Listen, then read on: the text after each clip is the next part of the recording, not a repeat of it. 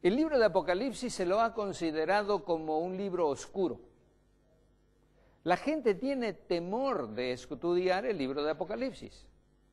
Sin embargo, cuando comenzamos a leer el libro de Apocalipsis, encontramos que dice la revelación de Jesucristo. O sea, Apocalipsis no es nada oscuro, es la revelación de Jesucristo.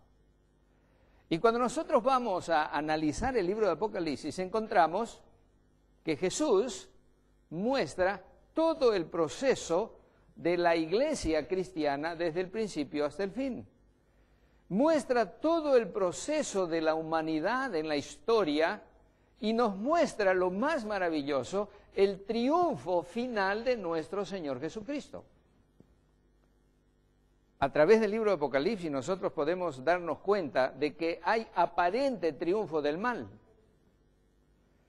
Pero cuando nosotros llegamos a entender la profecía y llegamos a comprender los símbolos del Apocalipsis y llegamos a entender lo que hay en cada uno de los capítulos de este maravilloso libro, llegamos al triunfo maravilloso de Jesús, el Cordero de Dios.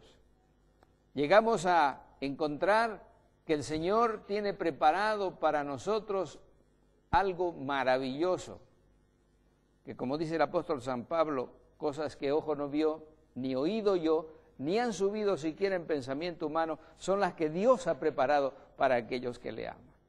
El Apocalipsis es un libro fascinante y por eso es tan importante que nosotros lo estudiemos, lo entendamos y veamos la revelación de Jesucristo en este libro.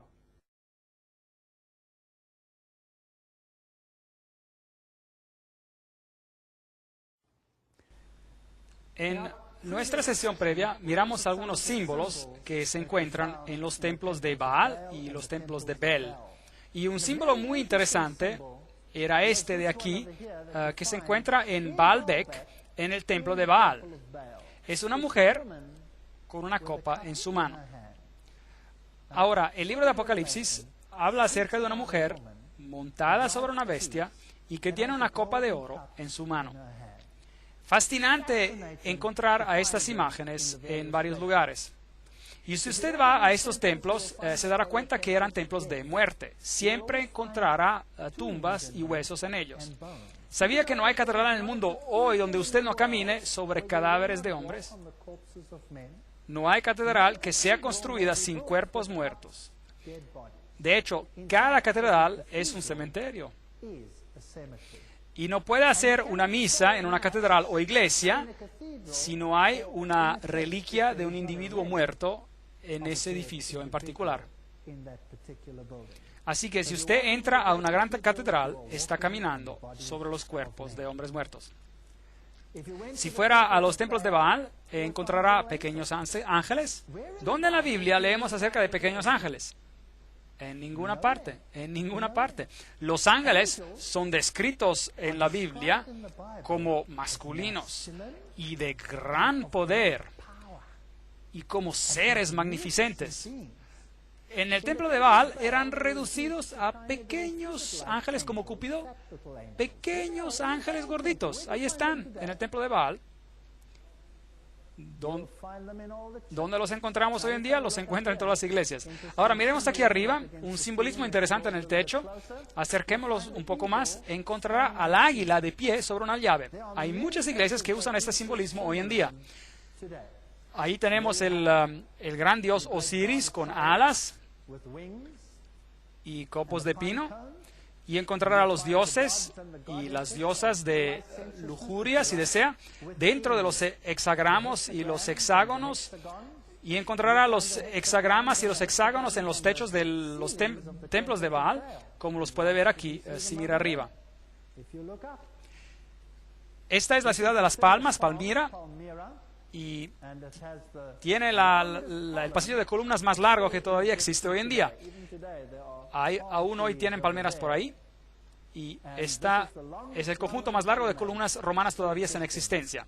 Y si lo mira, todavía es magnificente. Y si mira en la parte de atrás, verá el templo de Bel. Ahora, la palabra Bel hoy es usada por la industria de manera exclusiva. Y encontrará muchas alusiones a Bel en el mundo hoy. Allí está el templo de Bel. Ese es el templo mejor preservado de Bel en el mundo, básicamente una forma de adoración de Baal. Y sí, ese es el patio del templo afuera, y ese es el lugar donde se ofrecían los sacrificios. Y también tenían un lugar santo y un lugar santísimo. Estaba estructurado en el mismo plano, esencialmente, como el templo de Israel. Pero, por supuesto, Satanás es un ángel caído del cielo, y también él tenía sus planos. Así que el templo de él es una falsificación de la historia celestial. Y si mira arriba, en el techo tenemos el simbolismo del sol, y tenemos las palmeras, y tenemos estas deidades representadas como conos de pinos, de granadas y piñas, y encontrará auréolas alrededor de ellos, alrededor de las deidades del sol, y otra vez encontrará plumas y águilas y cosas interesantes en las paredes, de las cuales ni siquiera necesitamos hablar ahora. Esto es algo muy interesante. Esta es la llama de Lucifer, esta es la llama de Baal. ¿A qué se parece? Parece exactamente a la antorcha olímpica. Exactamente a una antorcha olímpica. De hecho, acaban de encender una el otro día, si mira la televisión, y dijeron una oración ¿a quién? Apolo, el dios del sol. No está muerto hoy en día todo este asunto, solo está disfrazado. Por supuesto, tenemos las uvas para Baco, tenemos los fleurs de lis, los triángulos y los esfinges con sus pechos, representaciones femeninas. Aquí hay una. Y ángeles con alas entre conos de pinos, y hay un triángulo al revés con águilas adentro. Este simbolismo es usado hoy en todas las entidades políticas del mundo. Así que tenemos muchas cosas que mirar en el libro de Apocalipsis. El águila en sus varias formas es el símbolo de muchas naciones. Así que el libro de Apocalipsis nos va a contar acerca de este gran conflicto entre el bien y el mal. Este gran conflicto entre la idolatría y la adoración al Dios verdadero. Vamos a examinar cosas que los van a sorprender. Vamos a ver a los detalles de lo que pasa detrás de las escenas. Cómo el mundo realmente hoy se está moviendo hacia poner en el trono a otro poder. Y el libro de Apocalipsis nos advierte acerca de estas cosas. Así que analicemos el primer capítulo verso por verso.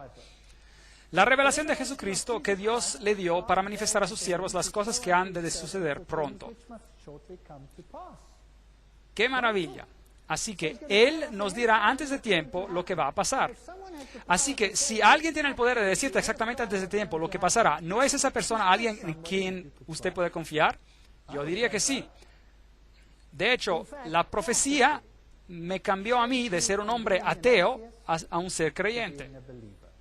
Y la experiencia me enseñó a seguir a Cristo.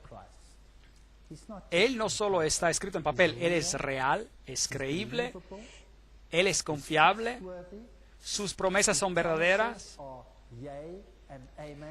Y Él dice, nunca te abandonaré ni te dejaré. Y yo he encontrado que Él es digno de ser confiado. Y dijo, la declaró enviándola por medio de su ángel y a su siervo Juan.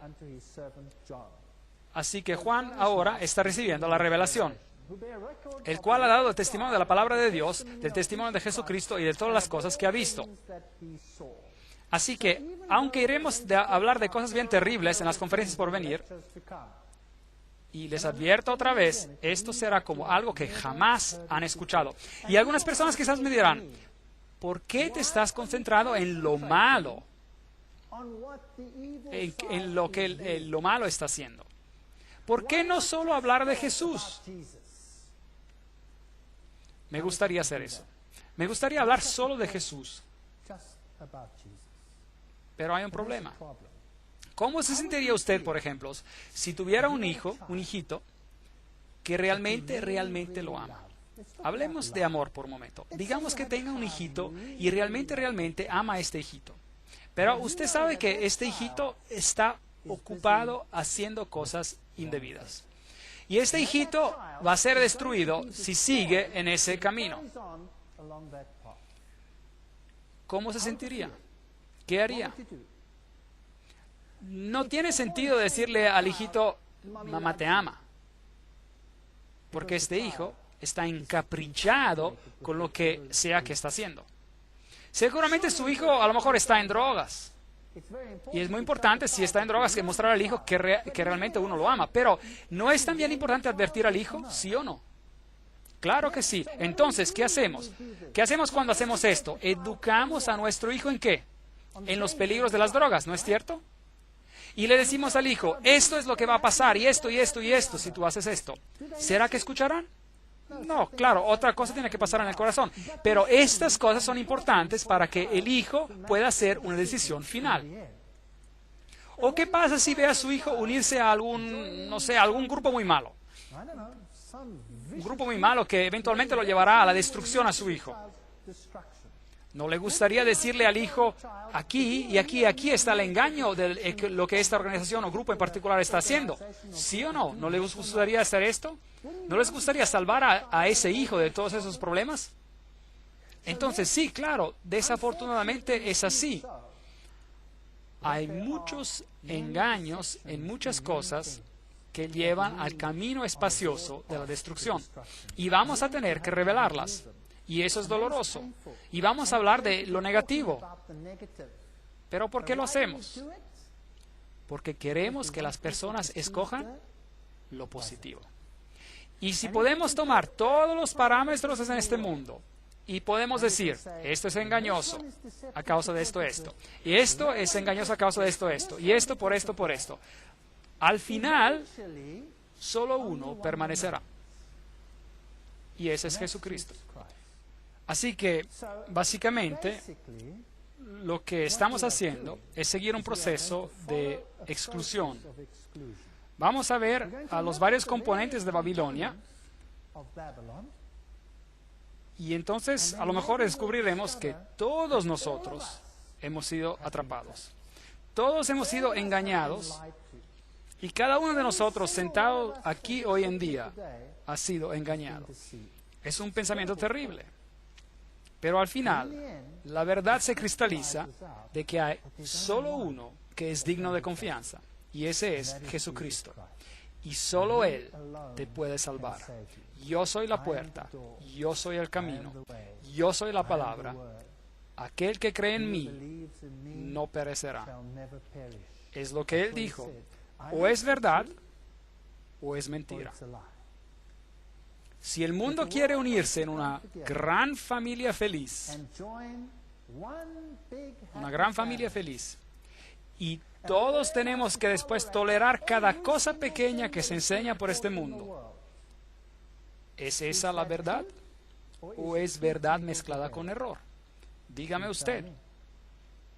Así que tenemos que saber si todos los caminos nos llevan a Dios o si solo hay un camino que nos lleva a Dios.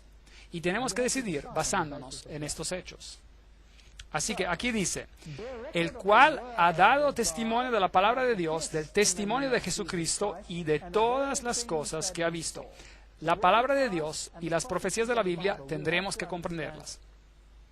Bienaventurado el que lee y los que oyen las palabras de esta profecía y guardan las cosas en ellas escritas, porque el tiempo está cerca. Apocalipsis 1:3. Versículo 4. Juan y las 7 iglesias que están en Asia. Estaremos examinándolas en detalle en la siguiente conferencia. Gracia y paz a vosotros de parte del que es y el que era y del que ha de venir, de los 7 espíritus que están delante de su trono.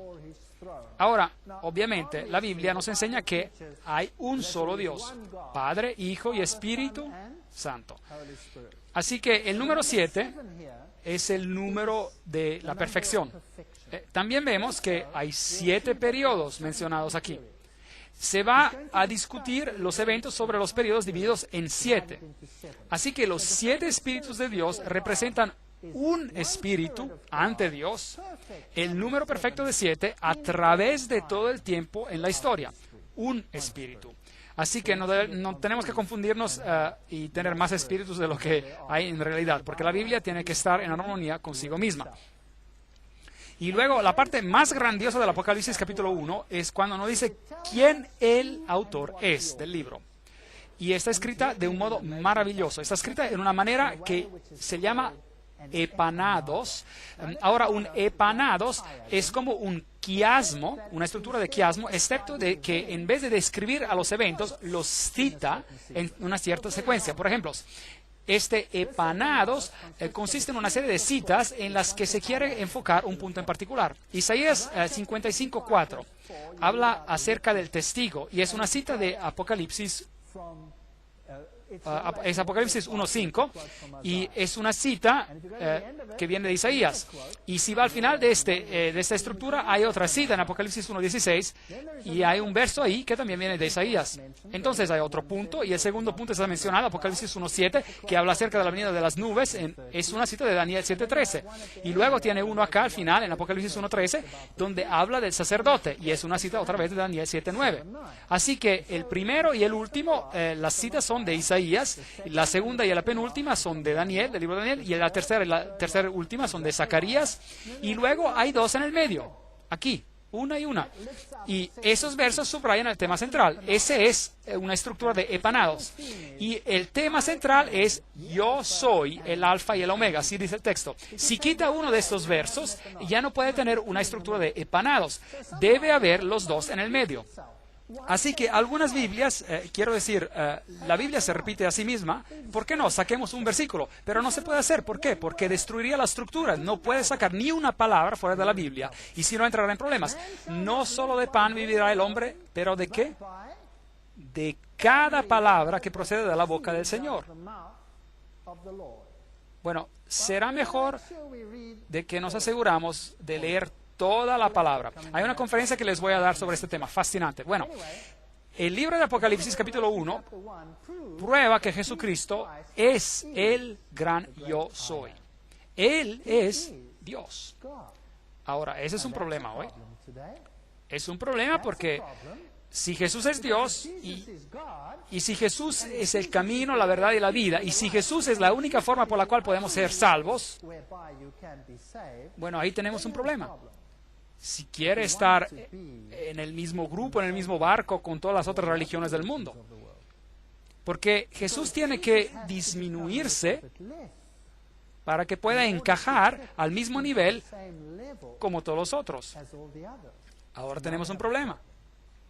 Obviamente, el mundo no se puede permitir de tener un grupo de personas que diga que ellos tienen una religión superior sobre cualquier otro grupo. ¿Estaría de acuerdo conmigo con este asunto? En el mundo en el cual vivimos hoy en día no podemos tener esto. Así que Jesús tiene que volverse menos importante para que los otros puedan ser un poco más importantes. ¿Cómo se consigue eso? Se crea lo que se llama el dolor de la exclusividad. En otras palabras, usted hace que el ser exclusivo sea tan doloroso que obliga a las personas a ser menos exclusivas. ¿Tiene sentido? Piénselo, pues. O él es lo que él dice, o él no es lo que dice ser. Y de Jesucristo, el testigo fiel, el progenitor de los muertos y el soberano de los reyes de la tierra, al que nos ama, nos ha lavado nuestros pecados con su sangre. ¿Nos dice esto acerca de todo lo que es Jesús, sí o no? ¿Es esto exclusivo y especial o es algo a iguales con todos los otros? No me estoy haciendo burla de las otras religiones, solo estoy preguntando. ¿Está Jesús al mismo nivel de, digamos, Buda? Considerando este texto que acabamos de leer, ¿sí o no? ¿Está al mismo nivel de Zoroaster? ¿Está al mismo nivel de Shiva? ¿Sí o no? ¿De Osiris? ¿Sí o no? No. ¿Y por qué? Porque Él es diferente. Él nos amó, nos lavó. Él es el Rey de Reyes. Él es el príncipe de todos ellos. Y Él es el único que puede salvar, porque Él es el único que es ¿qué? Dios. ¿Saben cuál es la diferencia entre el cristianismo y todas las otras religiones del mundo? La diferencia es que la tumba de Cristo está vacía. El cristianismo es la única religión en la faz del planeta que da una razón por el estado del planeta, el lío en el cual nos encontramos, y es la única religión en la faz de la tierra que tiene una solución al problema.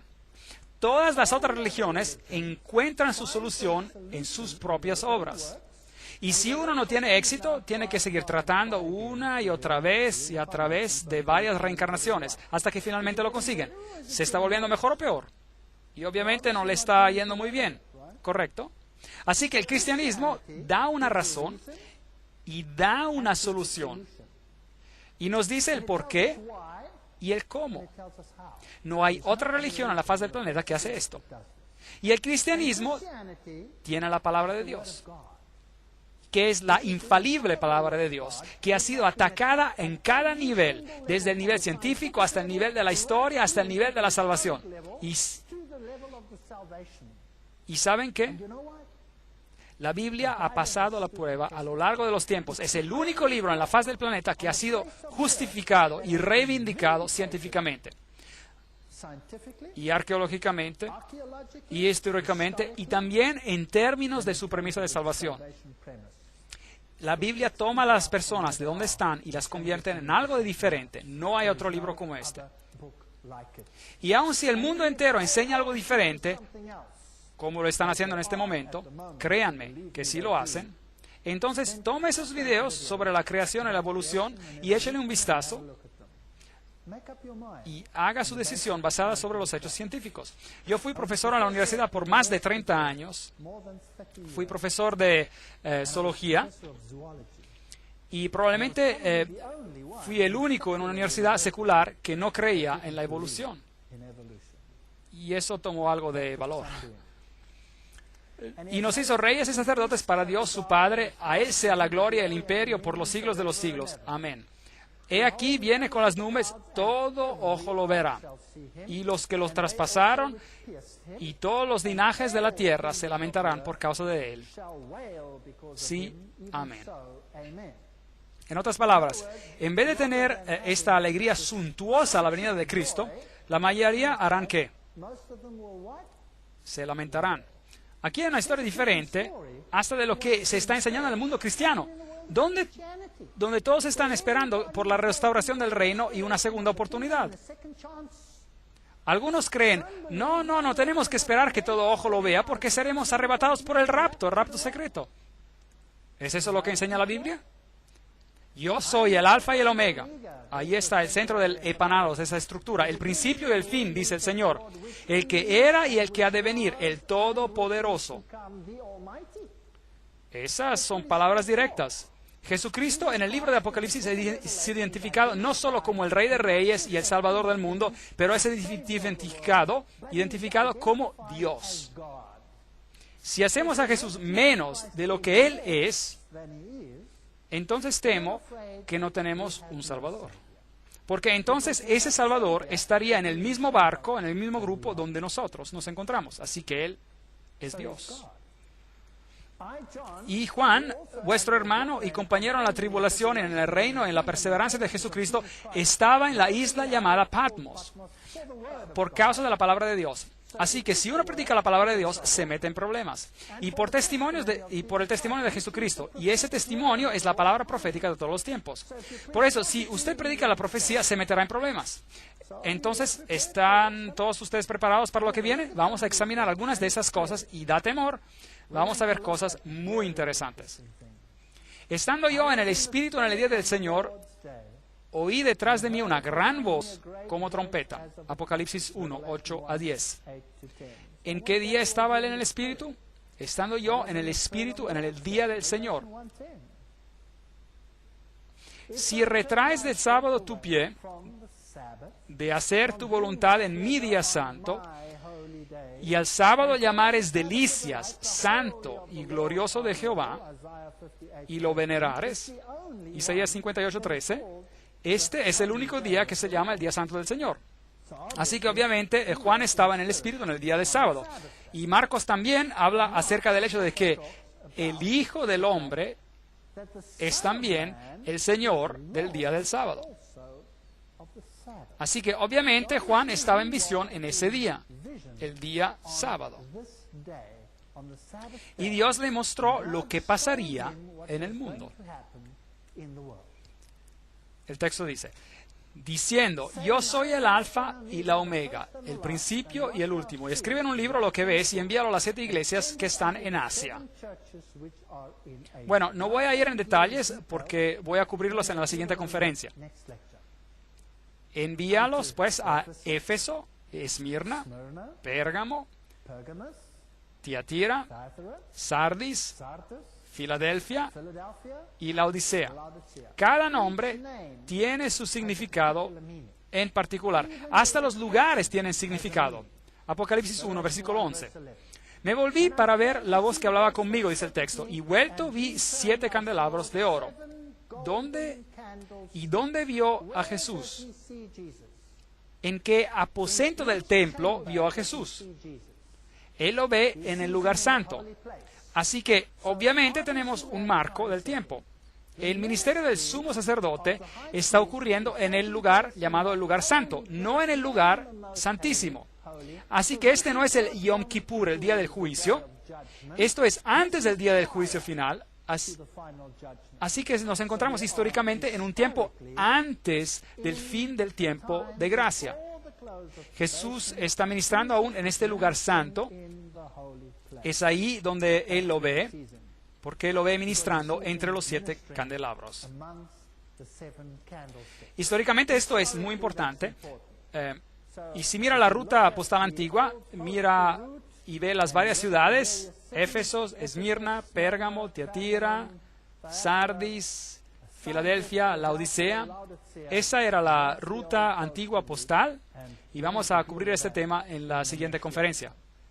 Entonces, Juan tiene esta gran visión de Jesús ministrando entre los 7 candelabros de oro. ¿Y los candelabros simbolizan a qué? A la luz del mundo. Jesús es la luz del mundo. Apocalipsis 1:13. Y en medio de los 7 candelabros vi a uno semejante al Hijo del Hombre. Jesús, el sumo sacerdote que ministra por nosotros. Él es la luz del mundo. Él es el pan del cielo, que vino del cielo, el pan de la presencia. Él es el nuestro mediador. Él es el altar de incienso, el incienso que asciende y representa el ministerio de Cristo, haciendo que nuestras oraciones sean aceptables ante Dios, a Dios por medio de su mediación. Él es el que se encarga y trabaja en nosotros para cambiar nuestros corazones de piedra en corazones de carne. Esa es la imagen que tenemos de un Jesucristo cuidadoso, cariñoso, que está en control que sabe exactamente lo que va a pasar y nos predice en detalle cómo Él permite que la apostasía tome la forma que existe hasta en nuestros tiempos. Ahora, ¿saben? Esto me asombra. Si yo fuera Dios, habría un problema. Gracias a Dios que yo no soy Dios. Porque yo no tendría la paciencia que Él tiene para enfrentar a la apostasía de la manera como Él lo hace. Y como Él permite que esta apostasía crezca y lleve fruto para que todos puedan ver lo que es. Por cierto, si mira el mundo hoy día, ¿es un lugar placentero? No, no es un lugar placentero. En algunos países, yo vengo de Sudáfrica, nuestras casas son como prisiones. Hay asesinatos a izquierda y a derecha y por todos lados. 4,000 granjeros ya han sido asesinados, que lo crean o no. Es horrible lo que está pasando. Y nadie siquiera sabe. Si toma un país como Zimbabue, por ejemplo, los están arrojando de sus tierras y ya no hay santidad de nada. Estamos viviendo en tiempos verdaderamente terribles. Ya no es seguro para una joven, ni es seguro para un joven en estos días de salir a trotar, a correr solo. ¿En qué clase de mundo estamos viviendo? Y si mira a las cosas horrendas que se hacen en el mundo hoy, quizás se pregunte, ¿cómo puede Dios permitir esto? Dios está permitiendo que el pecado y la apostasía maduren al punto donde todos verán lo que significa escoger en contra de los caminos de justicia de Dios y los caminos del hombre. Y ese es un acto de amor. Y en medio de este temor y confusión hay un lugar de paz a donde Él nos llama y dice, venid a mí todos los que estáis trabajados y cargados, y yo os haré descanso, yo os daré descanso. Entonces, podemos encontrar paz en medio de la confusión. Y podemos escoger de caminar a través de la vida y mirar a las espinas y zarzas y cardos.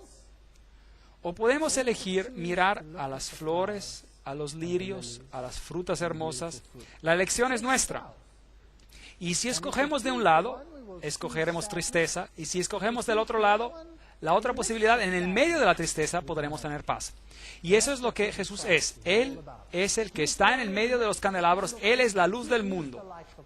Pero los candelabros representan a las iglesias que llevan la luz al mundo a través de los siglos. Y en medio de los 7 candelabros vi a uno semejante al Hijo del Hombre, vestido con una vestimenta a los pies y tenía el pecho ceñido con un cinto de oro. Estoy citando acá con la versión King James, la versión inglesa, digamos, así que a veces suena un poco antigua, es una versión antigua, pero por lo menos tenemos todas las palabras ahí. Su cabeza y sus cabellos eran blancos como blanca lana, como nieve, sus ojos como llama de fuego. No falta detalle, representa la justicia perfecta. Sus pies eran semejantes al bronce polido, refulgentes como en un horno, y su voz como estruendo de muchas aguas. Apocalipsis 1, 13 a 15. Esta era la voz de Dios. Jesús es descrito como Dios, no como un ser creado. Él es el que era y el que será desde toda la eternidad, el que inició el proceso de la creación. Él es el que habló con majestad y poder. Y es así como se lo describe ahí. Así que la visión que tenemos aquí es la que Daniel tuvo, el profeta Daniel, el profeta Ezequiel también lo describe así. Él está viendo, Juan, a Jehová, a Yahweh. Esa es lo que está viendo. En su diestra tenía 7 estrellas, de su boca salía una espada aguda a 2 filos. Es la palabra de Dios esta, y su rostro era como el sol cuando resplandece con toda su fuerza. Así que allí tenemos al verdadero Hijo de Justicia, y del otro lado la falsa y débil adoración al sol, en contraposición.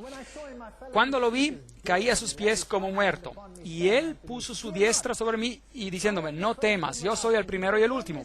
Y si quiere llevar un mensaje a casa esta noche, será este: a pesar de lo que vamos a tratar en esas conferencias, no temas.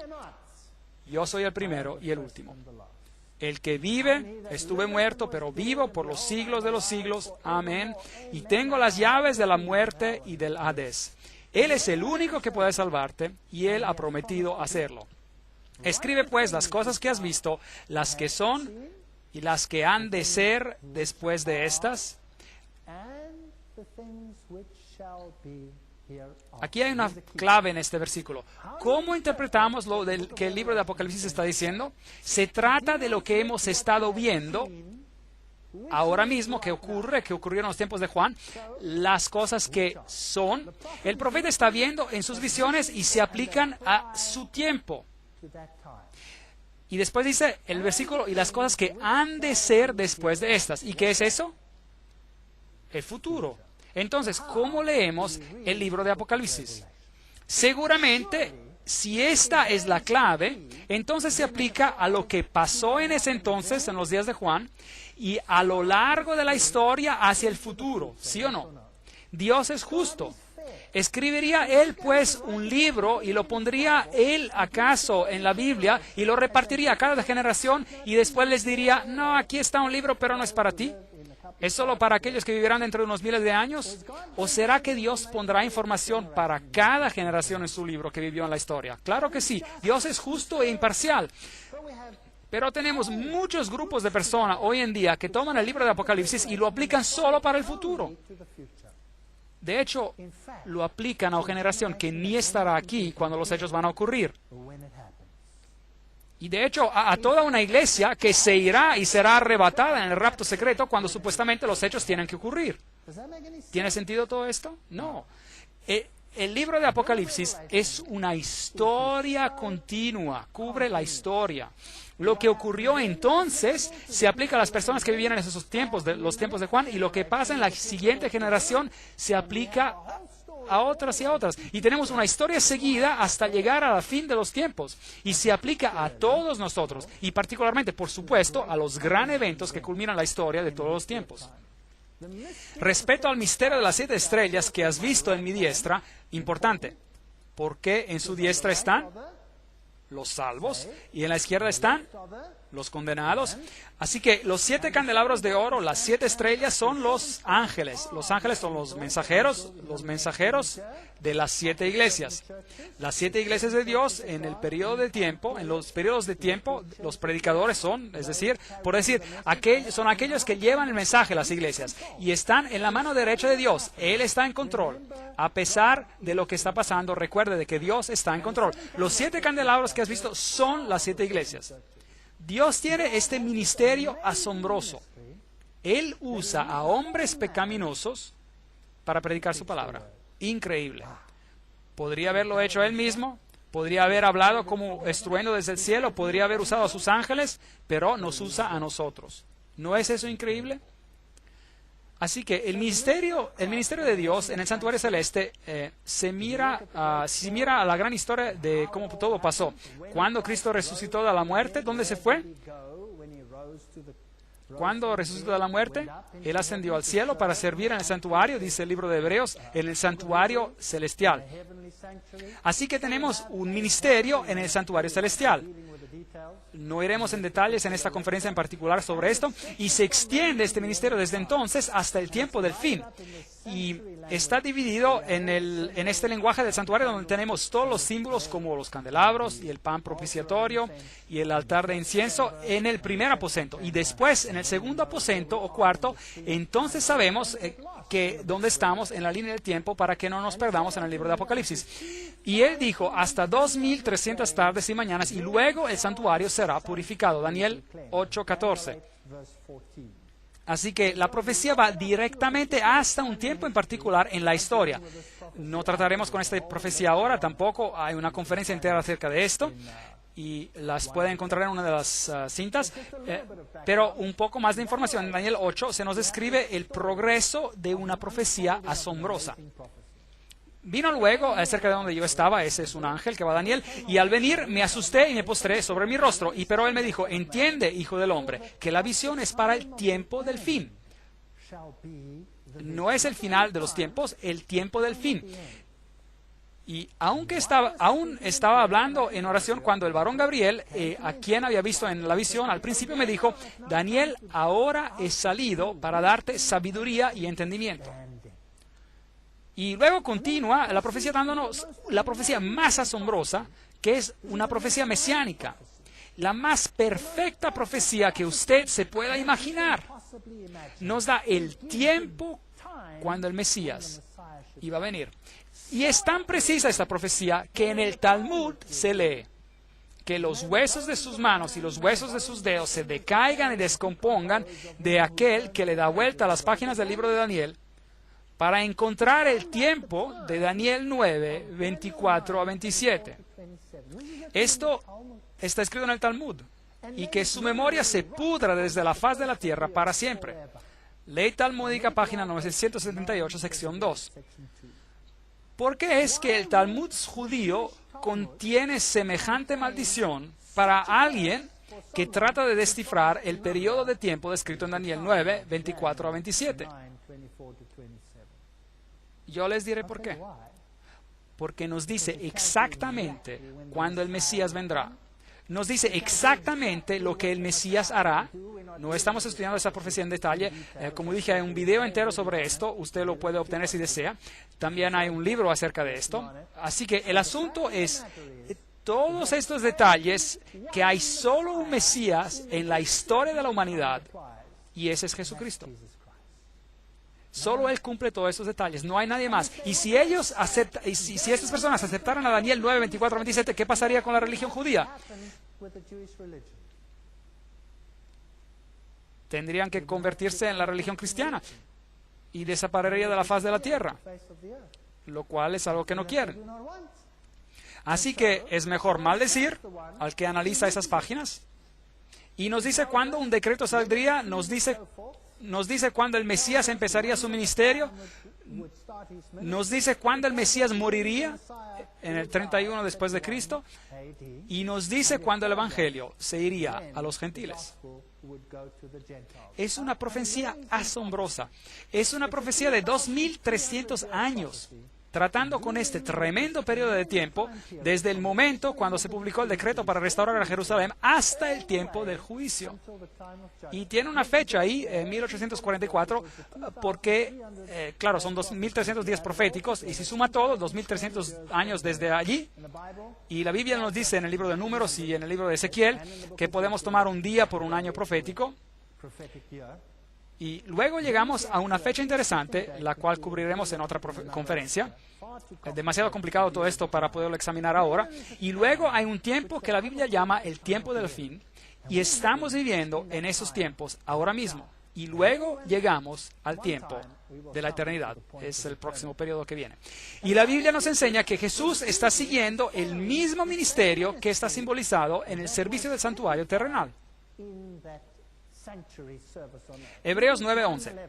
Pero estando ya presente Cristo, sumo sacerdote de los bienes venideros, por el más amplio y perfecto tabernáculo, no hecho de manos, es decir, no de esta creación, no es terrenal, y no por sangre de machos cabríos ni de becerros, sino por su propia sangre.